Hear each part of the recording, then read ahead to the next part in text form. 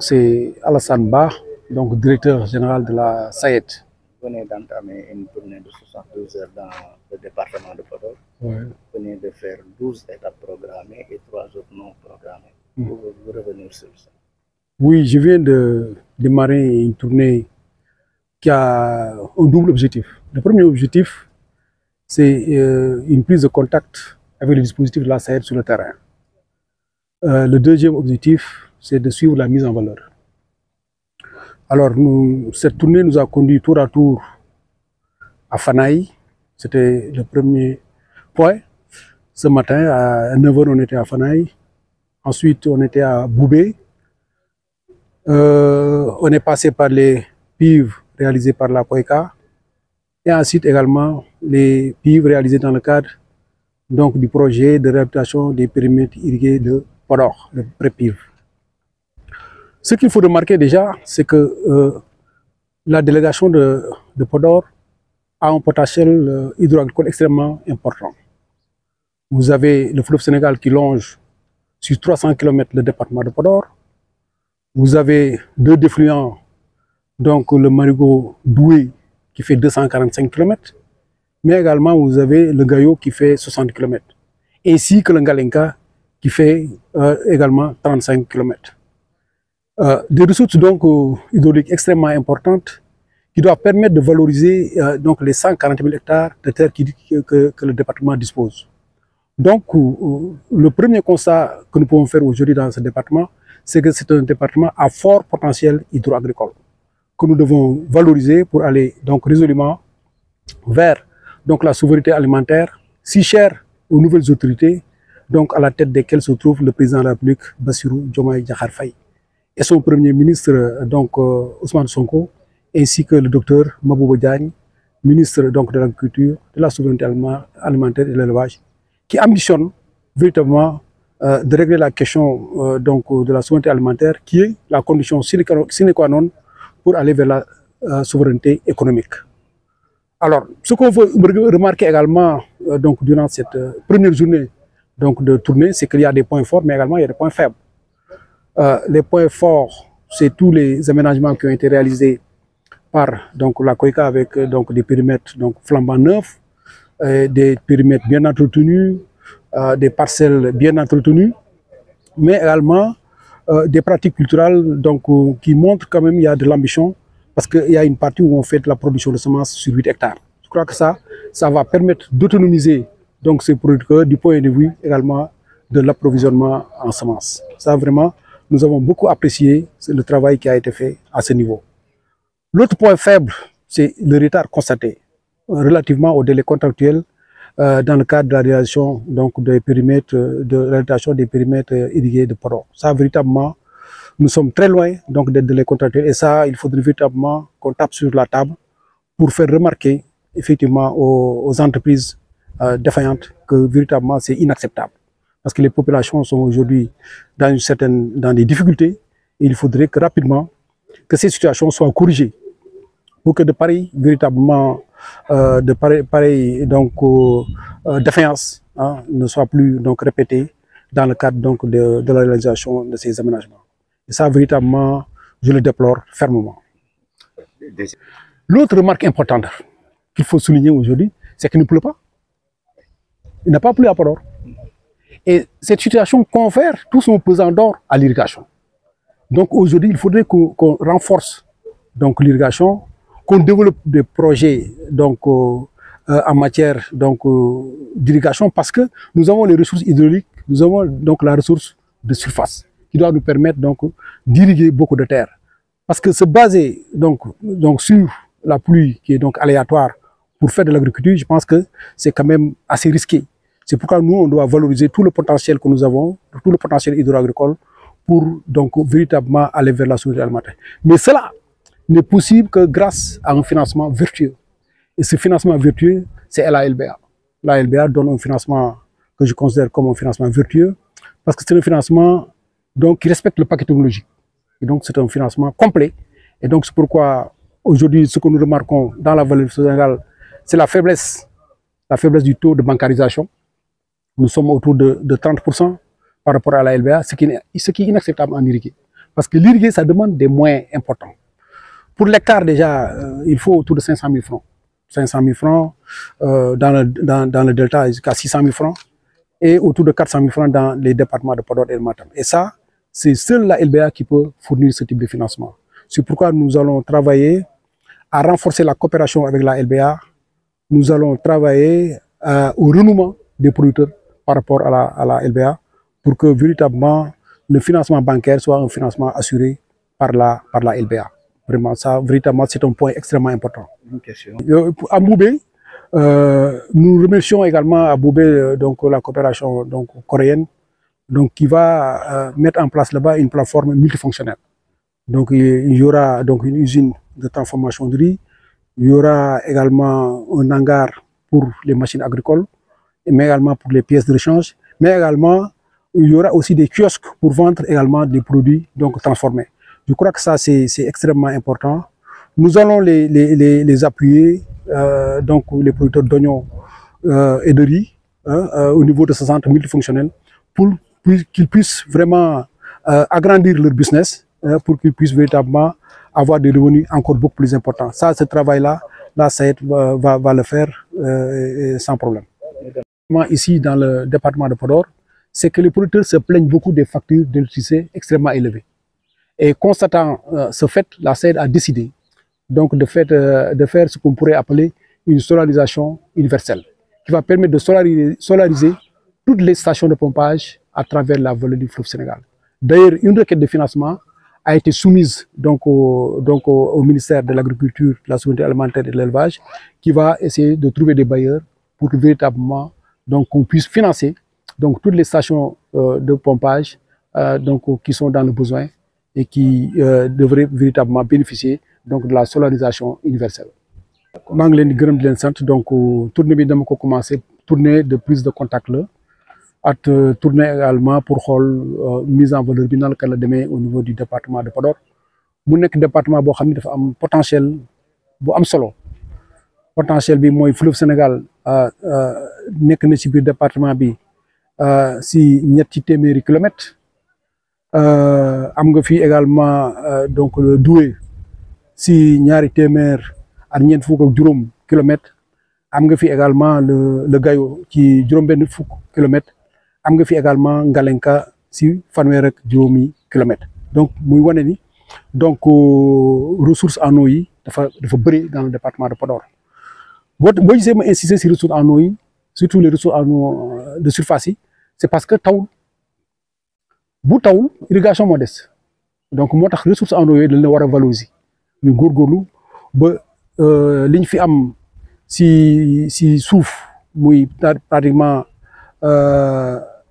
40 000 kilomètres donc muy téeméeri junne ak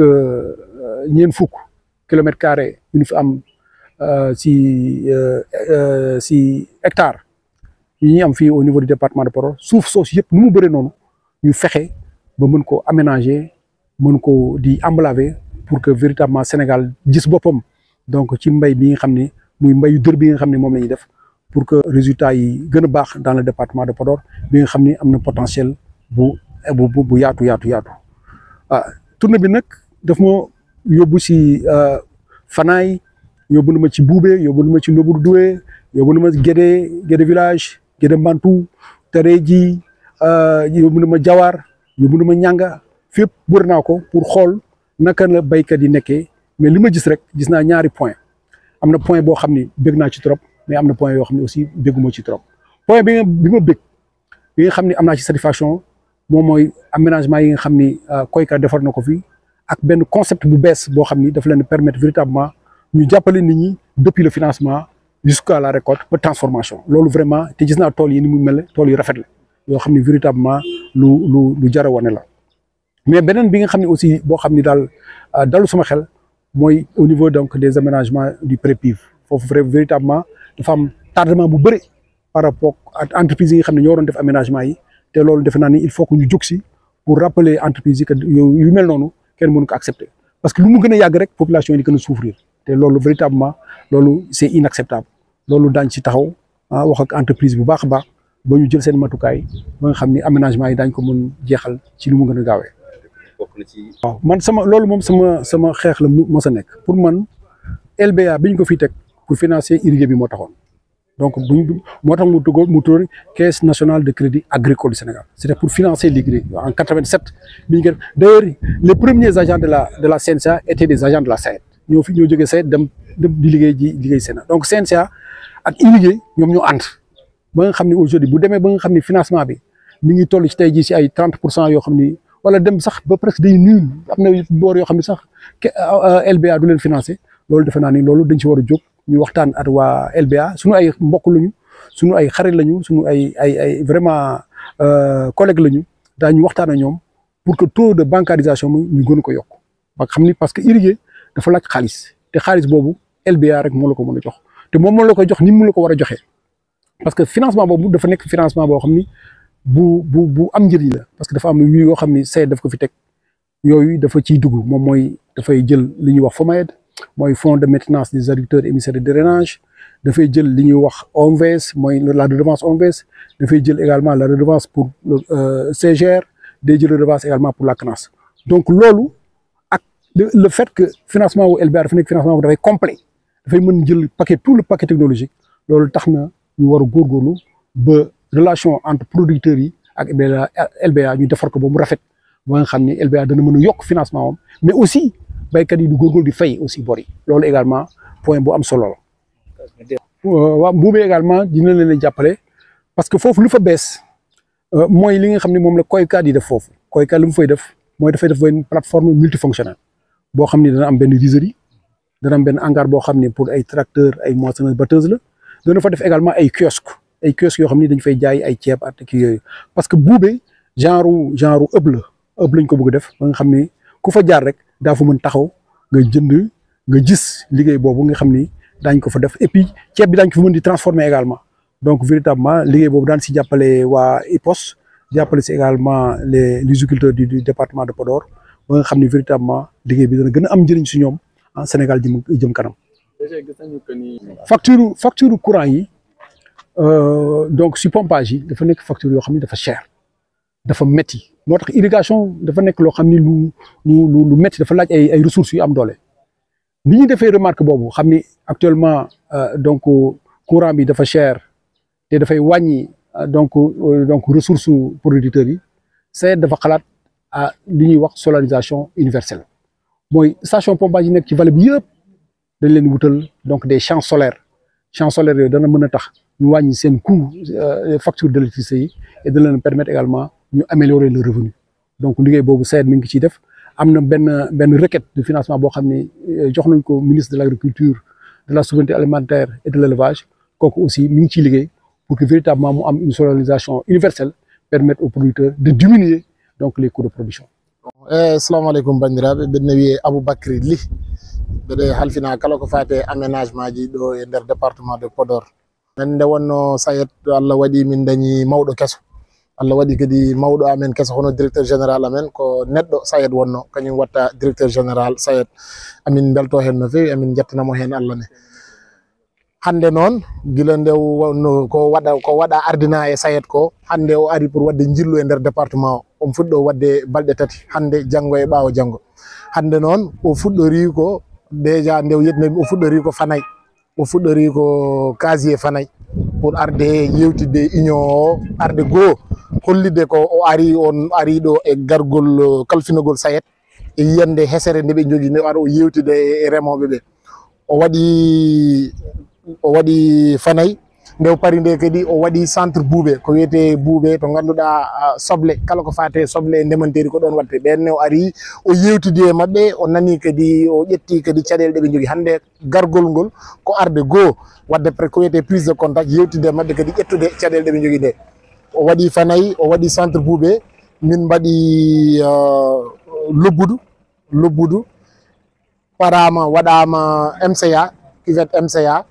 waɗama casier Mbantu guesa Mbantu waɗama kadi union Donnayi waɗama rencontré e projet préfib ɗum ɗon no hande wonno fuɗɗede ñalawma gadanno ko ɗin mbaɗa e casier ñanga min mbattodiri ko par ñanga eyyi jilluwo noon vraiment yimɓe jonni ko neɗɗo mo ganduɗa omo andi ɗo no fewi o woni ɗo en tant que d'APR o halfinama ɗo kala ko fate ndema e nder département de Podor o woni ɗo directeur